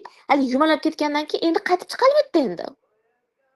Endi qaytib o'sha praktikalarni qilsa ishlamayapti. Yana qilyapmi o'sha praktikalar, lekin ishlamayapti. Ishlamaydi-da, chunki u praktikalar xuddi aytyapman, birinchi martaga dori. Tinimsiz bolnol ichib yuradigan odamga tinimsiz 1 oy, 2 oydan keyin u bolnol ta'sir qilmaydi. Kuchliroq dori kerak bo'ladi. Praktika shunaqa narsa. Shuning uchun iltimos mendan praktika so'ramanglar. Praktikalar bor, praktika beraman. No, mana katta kanalimda to'lib yotibdi. Men o'shuning uchun ko'proq dars o'taman. Soatlab gapiraman. Hatto menga eng oson davay, mana praktikani bajaring bo'ldi. Pul yo'llarini ochilishga mana bu praktika. Er bilan munosabat yaxshilashga mana bu praktika desam bo'ladi. Zo'r pul topaman. Oson pul topaman. Nimaga? Nimaga? Chunki birinchidan erga sarflayman, praktika beraman, qutulaman. Soatlab gapirishim, asabimni ketkazishim, emotsiya berishim shart emas. Lekin bu foydasiz yo'l. Foydasiz. O'sha paytda foydali. U praktika mana bu ilm bilan birgalikda zo'r ishlaydi moshina. Lekin uni o'zini alohida qiladigan bo'lsa ishlamaydi, u tushunmaysiz. Shuning uchun men soatlab dars o'taman, soatlab tushuntiraman, keyin bitta praktika beraman. Bu meni yo'nalishim. Yo'nalishim yoqmasa, marhamat boshqasiga borishingiz mumkin. Lekin aytyapman, ertadan keyin praktikalar ishlamay qoladi. Xuddi dorini quvvati tugagandek. Keyin nima qilasiz? O'z tushunmaganingiz uchun qanaqa qilib chiqqaningizni, qanaqa qilib rivojlanganingizni, qanaqa qilib natijaga erishganingizni tushunib yetmagan odam tushib ketganda qaytib chiqa olmaydi. Tushungan odam 100 marta tushsin, qaytib chiqadi. Ana milliarderlarni ko'rsan, biznesmenlarni katta pul yo'qotishadi-ku. O'sha qancha yo'qotganini shunday chiqaladi. Chunki nimaga ular chiqish yo'lini biladi. U biladi strukturasini. Shunaqa gaplar qizlar xullas.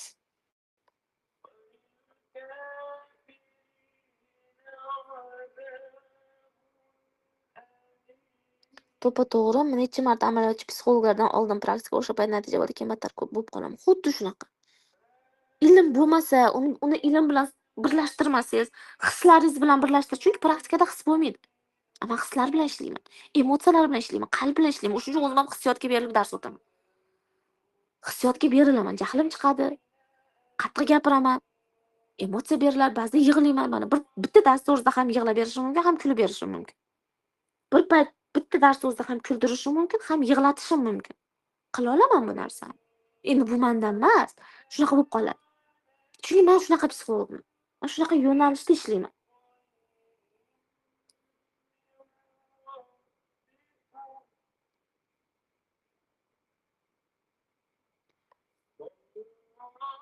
Dilnozaxon, go'zal singlim, siz aytgan gaplar qabul qilishni bu odamlar kamchilikda dars o'rganishga hammasi emas. Qisqalar o'yinda universal kaliti beriladi. Ya Alloh, o'zim ismingizga ham ya Alloh deb yozibsiz. Universal kalit menda emas. Iltimos boshqasiga boring. Kechiring, men bunaqa hali o'zimga yetmadim. Bunaqa ilmga yetib kelmadim. Universal kalitni bilmayman. Men faqat mehnat, tinimsiz ilm olish yo'lini bilaman xolos. Qarang, shu darajada dangasamiz bor. Shu darajada siz nima deyapsiz? Sizni qilgan mehnatingizga tupurib qo'ydim. 6 yildan beri o'qiyotgan bo'lsangiz, men shu narsaga kelgan bo'lsam, shu narsani anglayotgan bo'lsam, bu shuncha yildan keyin tushunganlarim. Tinimsiz hammasi bir chekkaga otyapsiz-da. Tupurdim unga. Menga bittagina bering yechim. Bilasizmi, bu shunaqa shaytoniy bir qanaqa qilib tushuntirishni ham bilmayman dash bor. Bunaqa deyish uchun inson bilmayman. Rasul payg'ambarlar yillarini o'tkazganda, yillarini o'tkazishgan ular. Yillarini o'tkazishgan. Avliyolar o'sha darajaga kelish uchun qanchadan boshqa yo'li yo'q. Kimdir sizga boshqa yo'li bor deb aytayaptimi, aldayapti sizni. Pulingizni oladi, bo'ldi. Ertaga vijdoni oldida o'zi javob beradi. Mana shunaqa deb pulingizni olib ishlatsam bo'ladi, lekin men vijdonim oldida javob beraman mana.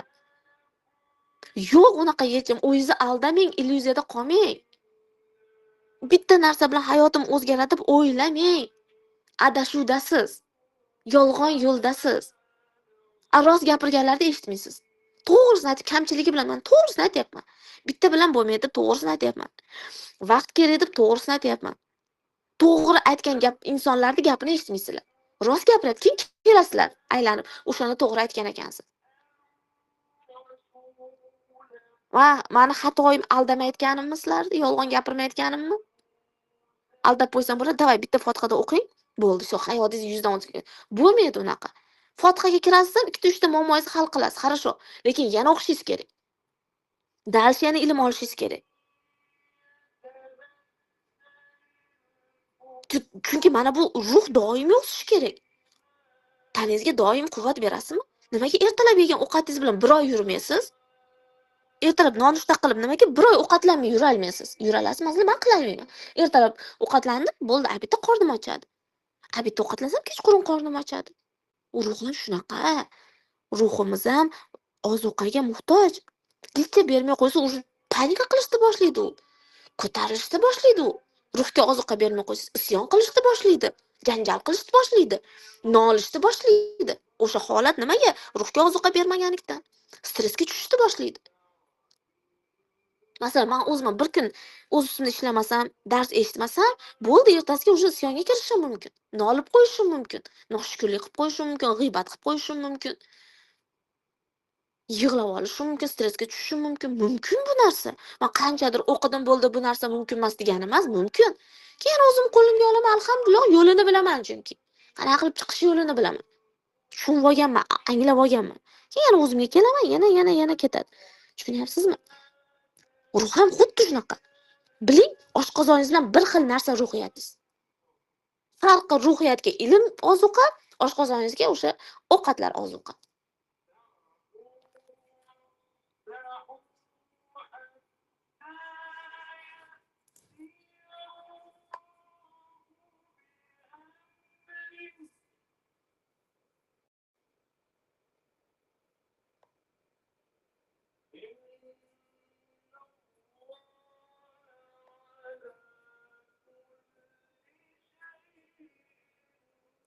Hech uxlolmasdim, uxlab qolibman. Yaxshi-ku.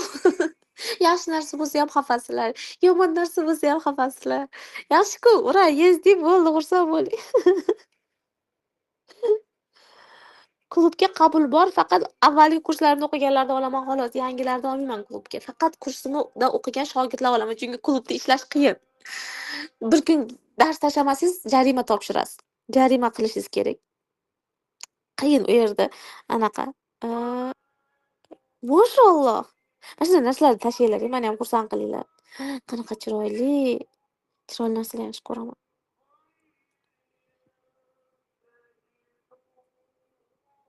Xo'p, eslatib o'taman, bugun 14-mi? Bugundan bizda mo'jiza marafoni boshlandi. Inshaalloh boshlanadi. Endi berishadi menimcha darslarni. Hali berishmadi, bugun bilmayman. Xullas, bugundan bizda mo'jiza marafoni boshlanadi. Ko'pchilik bilmaganlar uchun. Mo'jiza marafonida biz shukronalik, maqsad yozish, to'g'ri yozish, shukronalik darslari bor. Faqat vazifani o'zini bermayman. Albatta, anglashlari bilan, darslari bilan birga beraman. Va kechirim. Bu juda ham muhim narsa, bilasizlar. Asosiy muammolarimiz tagida har doim kechira olmaslik blogi yotganligini, qancha kechira olmasak, shuncha hayotimiz yomon bo'lishini juda ham yaxshi bilamiz. Menimcha bu haqida ko'p gapirdim. Dadasi.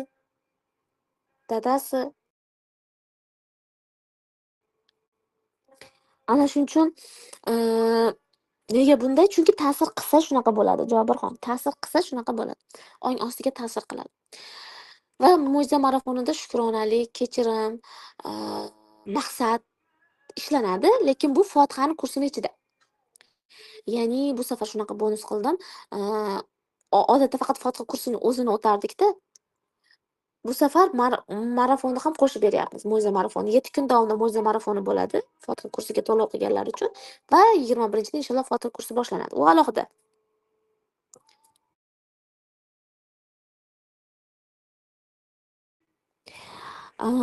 Shuning uchun kirolmaganlar bo'lsa, bemalol qo'shilib olishingiz mumkin. Ham mo'jiza marafoniga qatnashasiz, ham 21-da Fotiha kursini boshlaymiz. Endi ko'pchilik so'rayapti, bu Fotiha kursini boshqa Fotihadagi potoklardan ahamiyatli jihati ham mana shulardan iborat. Birinchidan mo'jiza marafoni borligi. Chunki avval kursni ichiga qo'shib yuborardik-da. Kursni ichiga kechirim, shukronalik, maqsad praktikalarni kurs ichiga qo'shardik. Endi bundan kursdan alohida ajratdim. Kursda уже boshqa darslar bor, boshqa amaliyotlar bor, boshqa berilgan ilmlarim bor. Shuning uchun ham narxi shunaqa. Marafon alohida. Bu degani siz ikkita kurs olyapsiz degani. Ikkita kursni bitta qilib olyapsiz degani. Marafonda polni shu narsaga ishlanadi. Ya'ni biz tozalov qilamiz. To kurs boshlangunga qadar kechirim bilan maqsad yozamiz, shukronalik yozishni o'rganamiz. Yana ham his qilib, qanaqa qilib yozish mumkin his qilib, mana shular haqida o'rganamiz inshaalloh. Va bu safar sovg'alar qo'ydim. Avval bunaqa sovg'ani qo'ymaganman. Avval shu joynamoz, kitob, bu safar ham kitoblar bor, lekin marafonga qatnashgan, Fotiha kursimizga qatnashgan o'quvchilar uchun ataylab borib soatdan, Haramdiyonda soat bor, bilasizlar, mehmonxonaning tagidagi magazindan juda ham zo'r atirlar oldim. Aynan kursga qatnashganlar ichidan tanlab olinadi. Generator yordamida omadli raqam bilan tanlab sizlarga tuhfa qilaman. Shu qayerda bo'lsa ham o'sha yerga pochta bilan jo'nataman. Albatta O'zbekistonga qaytganimdan keyin inshaalloh. Bundan tashqari Fotiha kursimiz ichida kuratorlar yordami bor. Har bitta masalan hozir 300 ga yaqin odam bo'ldi-da, 300 tani men bitta o'zim boshqara olmayman. Adminlar ham boshqara olmaydi. Har birlarining savollariga tinimsiz javob bera olmayman. To'g'ri tushunasizlar. Shuning uchun men kuratorlarni olganman. Ularga bo'lib beraman. 50 tadan bo'lsa ham bo'lib bersam, ular sizlarda har birlari bilan alohida ishlaydi. Ya'ni individual podxod bor. Alohida ishlaysizlar, alohida savollarni beradigan insonlaring bo'ladi. Ular ham psixolog bo'lib ishlashadi. O'ta qiynalishsa savollarga javobga mendan so'rashadi baribir. Men javob beraman ularga. Bemalol har bitta holatlaring bilan ishlab berishadi. Har bitta tushunmagan darslaring, mana bu dars tushunmayapman, mana bu dars tushunmayapman desalar, sizlar bilan ishlab berishadi. Inshaalloh. Demak, Fotiha oldida mana shunaqa narsalar ham bor. Bo'ladi. Davlat ishida ishlaysizmi, bu dunyoni boshqa chekkasida ishlaysizmi, umuman farqi yo'q, chunki darslar qoladi sizda, zapislar qoladi. Kurs tugagandan keyin yana boshqatdan eshitishingiz uchun ham imkoniyat bor. Sizda darslar bemalol qoladi, o'zingiz xavotir olmang. Va Fotiha 6 kursimizda men qaysi surani tanladim? Bilasizlar, Yasin surasini tanlaganman. Avvalgi kurslarimizda kichik suralarni tanlagandik, bitta Mulk surasini tanlagandik, 2-3 potokda. Qolgani kichik suralar edi. Va ko'pchilik mendan minnatdor bo'ldi Allohdan. Ya'ni yodlab oldik biz Mulk surasini. Har kuni o'qiganingizdan keyin Mulkni yodlab olasiz. Mulk bilasizlar, bu o'sha pulga ochilish surasi edi. Endi Yasin haqida gapirsam, men o'zim hayajon edim. To'g'risini aytsam, adminlarim ham hayajonda. Bu safargi 6-potokni shunaqa hayajonda kutishyapti adminlarim ham. Biz ham qatnashamiz, yana ham o'tgan safar u darajada aktiv bo'la olmagandik deyishdi. Chunki o'zim ham o'tgan safar unchalik aktiv bo'la olmaganimni tan olaman. Nas, Falaq, Ixlos suralarini o'qiganimizda, Falaqni o'qimaganmiz. Nas, Ixlos, Falaqni o'qiganmiz, uchalasini o'qiganmiz. U darajada aktiv bo'lmaganman, chunki yo'lda bo'lib qoldim, u bo'ldi, bu bo'ldi. Lekin bu safar shunaqa niyat qilyapman. Men ham har kuni inshaalloh aktiv bo'lishga, o'zi shundoq ham o'qiyman Yasinda. Lekin jamoa bilan o'qish boshqachada. Jamoani quvvati, jamoani kuchi, jamoani muhabbati, jamoani duolari boshqacha. Chunki biz buni o'qib bo'lganimizdan keyin birgalikda duo qilamiz. Duo qilamiz birgalikda inshaalloh. Shuning uchun Yasin surasi bilasizlar 36-sura, Qur'oni Karimda 36-surasi va Qur'onning yuragi deb ataladi. Rasululloh sollallohu alayhi vasallam aytganlar, har bitta narsaning yuragi bor va Qur'onning qalbi Yasindir. Tasavvur qiling, biz qalbini o'qiymiz-da. Uning savobi juda ham ulkan, ham dunyoyingizda, ham oxiratingizda, ikki dunyoyingizda barakasi juda ham ko'p, ham ilmga ochilishda, ham pulga ochilishda, ham munosabatda hammasiga ishlaydi bu Yasin surasi, bilasizlar. Shuning uchun bir kunda bir marta o'qisalar ham yetadi. O'sha chat yoqilganda necha marta o'qiy olsalaring yetadi. Chunki adadini u darajaga olib chiqmasak ham, hech bo'lmasa mana shu jamoaviy o'qilishga olib kirib olamiz. Va Rasululloh sollallohu alayhi vasallam aytganlar, kimki Yasin surasini Alloh rizoligi uchun o'qisa, uning gunohlari kechiriladi. Endi o'ylang, gunoh kechiriladi degani siz poklanasiz degani. Полный poklanasiz degani. Va qiyin holatlarda o'qish haqida ham hadis kelgan. Ya'ni Yasinni o'liklaringizga o'qing degan. O'liklaringizga degani vafot etgan kishi oldida yoki og'ir bemor oldida o'qish ham bu oxirat uchun ham. O'limi oson bo'lishi mumkin. U dunyodagi savol-javob oson o'tishi mumkin yoki bu dunyoda sog'ayib ketishi mumkin. Shu ma'noda aytilyapti, qaranglar. Qiyin holatlarda o'qish. Ya'ni qiyin qanaqa muammoda kelyapsiz? Qanaqa muammoda turibsiz? Farzandingiz bilan bog'liqmi? Ota-onangiz bilan bog'liqmi? Eringiz bilan bog'liqmi? Har qanday qiyinchilikka Yasin davo. Shuning uchun shu surani tanladim jamoaviy o'qish uchun. Dunyo va oxiratda kim aytyapti, ba'zi rivoyatlarda keltirilishi deyilyapti. Kim ertalab Yasin surasini o'qisa, kechgacha barcha ishlarda yengillik bo'ladi, osonlik bo'ladi, kechqurun esa tun mobaynida sizni himoya qilib turadi. Biz ertalab Fotihani o'qiymiz. Ertalab bomdod paytida 1 soat, keyin kechqurun 1 soat Yasinni o'qiymiz. Umuman bu haqida judayam ko'p rivoyatlar, judayam ko'p tavsiyalar bor aynan ulamolardan. Ruhiy osoyishtalik, baraka, umuman ikki dunyoyingiz uchun bu yaxshilik hisoblanadi. Shuning uchun shu surani tanlaganman va bu nafaqat psixologik ilmlar orqali, balki Allohning kalomi orqali ham hayotimizdagi vaziyatlarga yordam so'rash hisoblanadi. 6-patok. Endi boshqa patoklarda Yasin o'qilmaydi. Shuni ham aytib qo'ying. Yasin faqat 6-patokda o'qiyapti, chunki keyingi patokda yana boshqa sura o'qiymiz. Inshaalloh 7-patokda boshqa rejalarim bor, ajoyib rejalar tuzganman. Bu patokda shunaqa. Va har bitta qilayotgan har bitta mehnat, har bitta harakat, bular hammasi o'zimiz uchun. Eng birinchi o'rinda o'zimiz uchun. Va o'zlaringiz sezasizlar, o'zingiz o'qiganingiz bilan, masalan, men ham o'qiyman.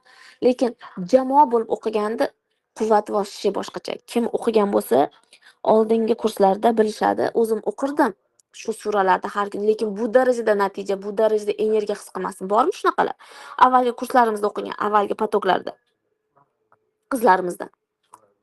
O'zim o'qirdim oldindan shu suralarni, lekin bu darajada natija, bu darajada his, bu darajada bir holat bo'lmagan. Aynan mana shu kursda o'qib, jamoaviy o'qiganimdan keyin buni ilmini, buni quvvatini sezdim deganlar bormi? Juda ham ko'pchilik insonlar qayta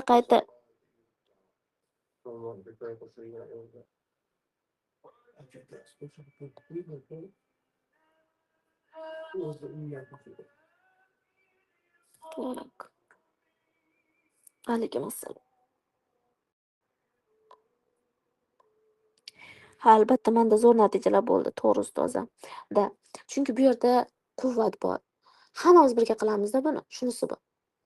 Bitta vaqti ochilganda o'sha paytda tasavvur qiling, samo eshiklari ochiladi. Mana shu gruppa deydi, mana bitta gruppaga to'planasiz-ku, ana shu gruppa uchun samo eshiklari ochiladi-da, hammamiz bir paytda o'qiymiz. Inshaalloh. Kursimizga startni 21-kuni beramiz, lekin bugundan mo'jiza marafoni boshlanyapti. Shuning uchun ulgurib qoling. Bajarishga, eshitishga harakat qiling. Shuning uchun bugun oxirgi kun qo'shilib olishingiz mumkin mo'jiza marafoni uchun.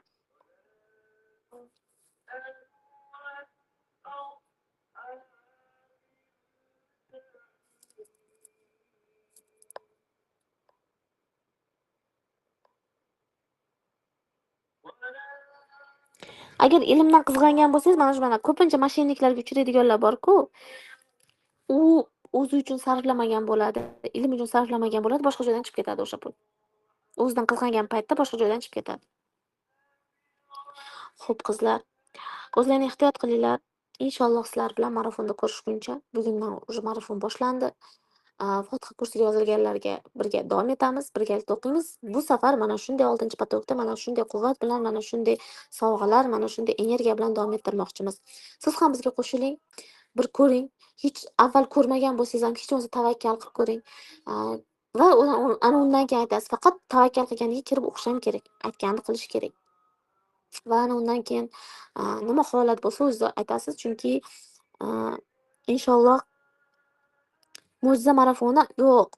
Fotiha kursi uchun berilgan. Fotiha kursi uchun o'tiladi u. Fotiha kursiga kirsangiz siz uchun bepul. Judayam mashalloh.